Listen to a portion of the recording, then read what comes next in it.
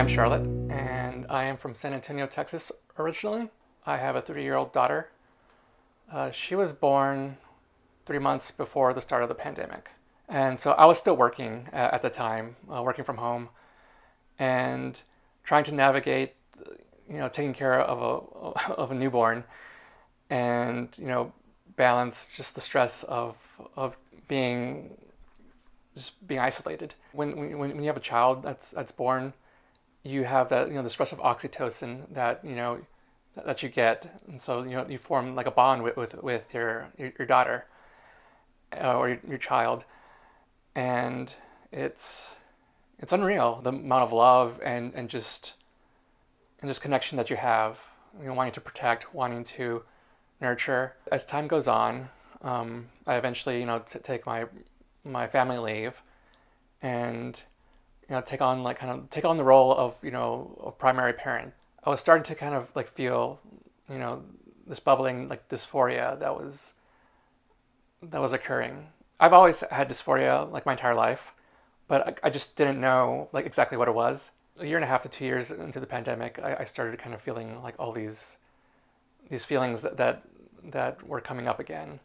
One of the moments that kind of like it hit me was when I was there with my ex. I think we were watching TV, and she asked me a question. It's like, oh, where do you see yourself in the future with our daughter? I kind of look at her and just go, you know what, I'll get back to you on that. Because honestly, I couldn't imagine myself in the future with my daughter. It was like this one big nebulous cloud. I remember just taking our daughter, like both of us, going out to the park and playing in the playground, and I couldn't really identify like with any of the other like dads there. Definitely couldn't see myself like as them. It got to a point where like, when I was on TikTok, the algorithm was clocking me. It was like showing me trans content. I'm like, oh, okay, well this is weird. And so I eventually decide to look for a therapist. I find one, and I start therapy with them. They pretty much like saved my life, because at that point I didn't know what was going on. I was desperate and questioning everything. Am I trans? Am I not trans? Am I something else? And you know, months into therapy, I get to a point where I'm just like, I'm trans. I've always been trans, and I can't deny it anymore because it's literally like killing me. I can't be a good parent to my daughter if I keep on like hiding this, and don't do anything about it. Eventually, I come out to my parents, who are very supportive. I come out to my ex, and we decide that it's best to separate. I start socially transitioning, and I just start my life as myself. One of my concerns was like, okay, well, what's going to happen with my daughter? Like, she's so young. Like, she was at the point maybe like 2.5. A month or two after I socially transitioned, I start my HRT, and as time goes on, I'm growing my hair out longer.